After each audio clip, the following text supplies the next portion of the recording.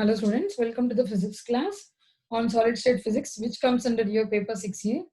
We are dealing unit 4 of your semester 5. I am N. Chandran, assistant professor of physics from Government Degree College, Kayathabad, Hyderabad. Let us have a quick recap on the previous topics what we have discussed. These are type 1 superconductor and type 2 superconductors. And BCS theory on superconductivity we have explained. So type 1 are known as soft superconductors. Type 2 are hard superconductors. Here we have two critical temperatures, Hc1 and Hc2. Here in type 1 we have only one critical magnetic field, Hc, and here Hc1 and Hc2. So this critical magnetic field, below this critical magnetic field, my superconductor has superconducting properties, and above this critical field we have the nature of the magnetic intensity increases, intensity of magnetization is increasing, and above the critical magnetic field we have normal state. We have normal state. Okay, and here type 2 superconductors we have hard superconductors. From below Hc1 it behaves as a perfect diamagnetic, or it is same as the type 1. Hc1 to Hc2 there it behaves as a mixed state. It is in mixed state, and when a magnetic field exceeds the critical magnetic field Hc2, it becomes normal state. So this is explained by this mixed state by tunnels, where the magnetic flux here in mixed state through superconducting regions, the magnetic flux can't, my lines of force can't pass through. So what happens? They'll get expelled out. So they'll get expelled out of this superconducting regions. While that of normal regions, the magnetic field will be flowing through the regions. So this is for normal state, right? So slowly from Hc1 to Hc2, if you reach, the magnet becomes from diamagnetic to it will slowly convert into normal state. Okay, the superconducting material. So that's the reason above the critical field Hc2, my material becomes normal without superconducting properties and Meissner effect. Okay, this we have done already. Now, what is BCS theory? We have done this. Baden Cooper. Okay, and Baden, Cooper, and Sheffield. What is that? What did they say? Say they have explained the phenomena of superconductivity using the Cooper pairs theory. This Cooper pairs theory. Okay, Cooper pairs theory. Okay, so based on that, what happens? Now, if I take an electron here, now this electron will interact with the lattice ions. 1 second. This electron will interact with the lattice ions, and where what happens? This loses its some momentum, which in turn this electron will lose this momentum. The vector related to this electron be k. It loses the momentum q. So k minus q will be the now this mechanical vibration will be set up to the lattice ions. So this lattice ions vibration will be carried out to the other electron. So which is having K1. Now this will be ejecting K1 plus Q with momentum K1 plus Q. Okay, a phonon. So there is an exchange between these two electrons. There is an exchange of some force, the field, that is called phonon field. So now these two electrons will become pair. So that is called as Cooper pair. Okay. Now these pairs will travel along the superconducting material without any resistance, like from any one of the lattice ions. So there won't be any loss of energy when this Cooper pair will travel in the material. Without any loss of energy, it travels. So this phenomena is called, because that results in zero resistance. That results in zero resistance, and which in turn results in infinite conductivity. Infinite conductivity, right? Infinite conductivity, which is called as superconducting state. Okay, superconducting state. Okay, so this was called as BCS theory. Okay, let us go for today's topic. I'm going to share the whiteboard. It's high temperature superconductors. Okay, high temperature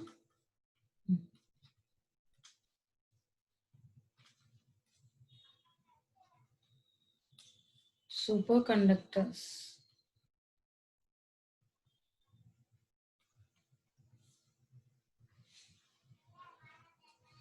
Okay, so these high temperature superconductors were given in 1986 by Bednorz and Alex. Okay, Bednorz and Alex Muller. You know, in Switzerland. They are from Switzerland. They did this high temperature superconductivity. They have obtained superconducting properties at high temperatures for ceramic materials. For ceramic materials. Okay. The temperature, maximum temperature they could obtain is 30 Kelvin. This is the TC. This is 30 Kelvin they have obtained. And this was then in 1986 they have discovered, and in 1987 they have been awarded a Nobel Prize for this discovery. Okay, Bednorz and Alex Muller from Switzerland, they have done this experiment. The superconductors, they are in superconducting state. Okay, at a temperature, and obtain the temperature TCS 30 Kelvin. Okay, these high temperature superconductors are also called as high TC materials. As I told you, critical temperature is more. So they are also called as high TC materials. Okay. Now in 1988, this 30 Kelvin has been elevated. Like they got increased to 125 Kelvin. Okay, 125 Kelvin. In bulk materials. In bulk materials, they have done bulk materials. Okay, bulk materials. Okay, well, what all those types are? They are all of oxides of copper, oxides of copper, and they are in 1994 also high temperature superconductors have shown more application. There are also oxides of copper are more in number. They are in fabrication of oxides of copper. Okay. So what all the observations they have made is at high temperatures they exhibit some different crystal structure. At very high temperatures, they exhibit the superconducting materials exhibit different crystal structure. They also named it on the name of perovskite structure. Perovskite. Perovskite. Perovskite. Okay.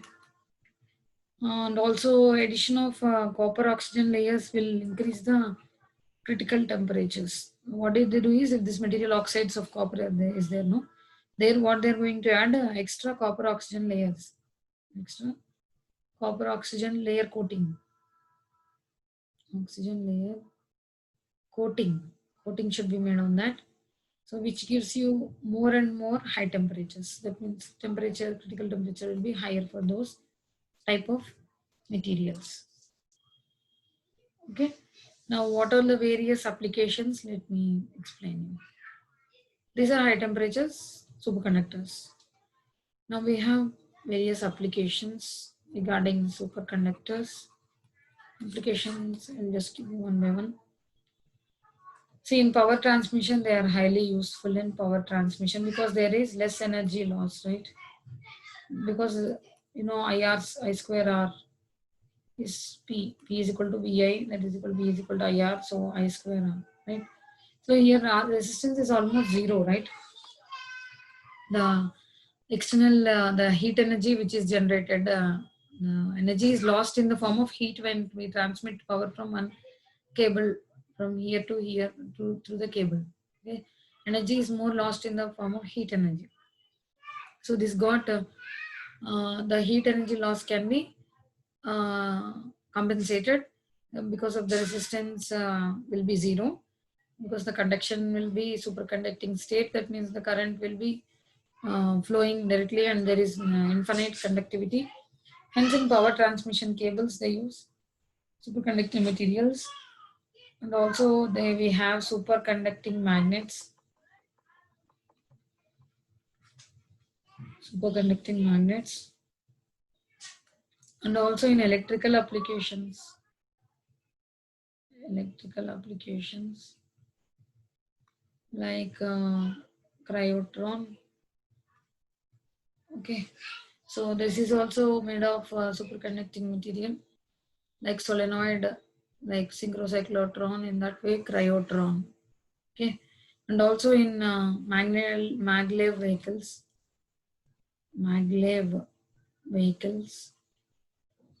which are based on application of magnetic levitation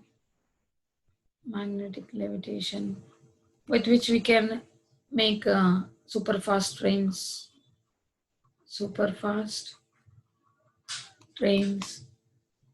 Okay, so how is this possible?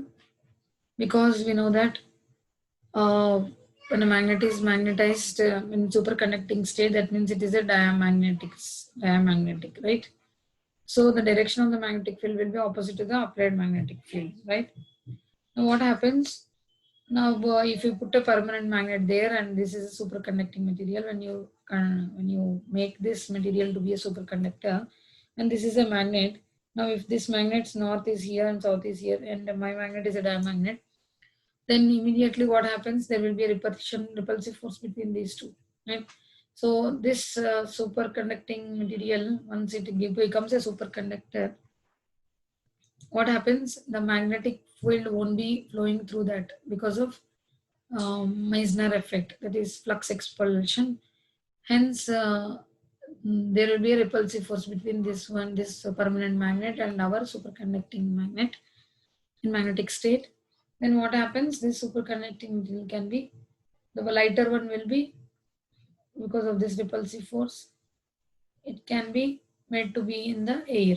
It stays in air for some time because of magnetic levitation. So this phenomena is called magnetic levitation, and the applications of magnetic levitation is in the maglev vehicles. Such vehicles are called maglev vehicles. Okay, maglev vehicles. And in Japan, we have a super fast train, which got invented in the because of by this application of magnetic levitation. Okay, magnetic levitation. We have in Japan in 1979 itself, they have invented a super fast train of 321 miles per hour.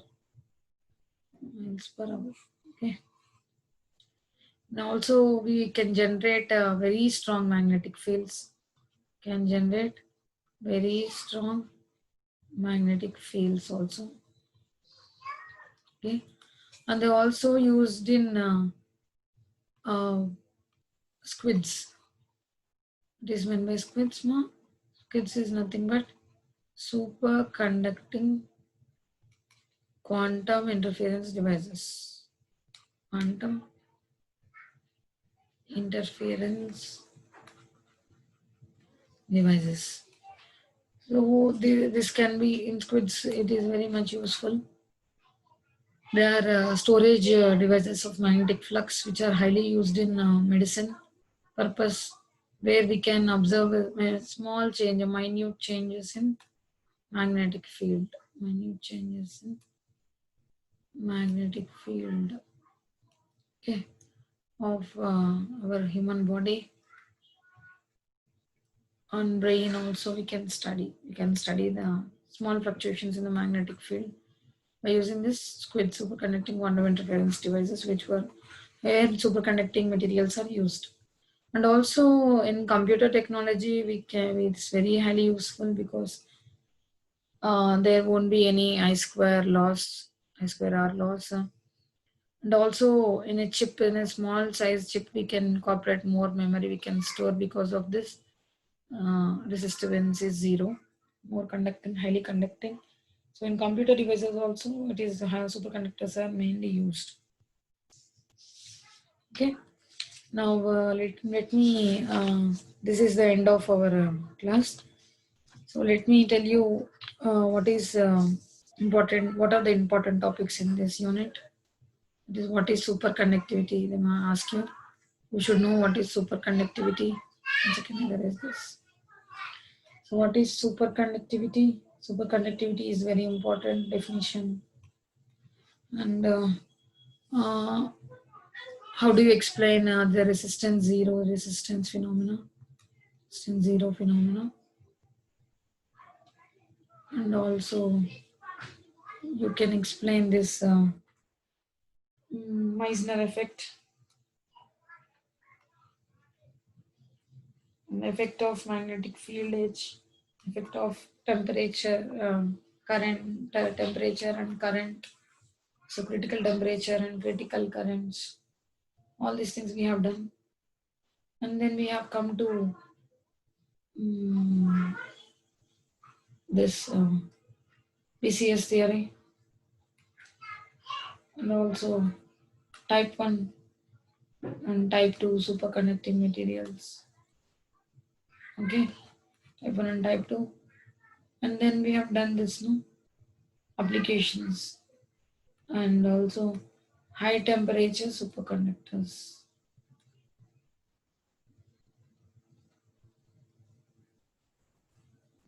It's small examples we have done. Okay, so these are the topics which you have to learn for your examination purpose also. Okay, thank you, students. Thank you so much for your patient listening. Let me go to the PPT.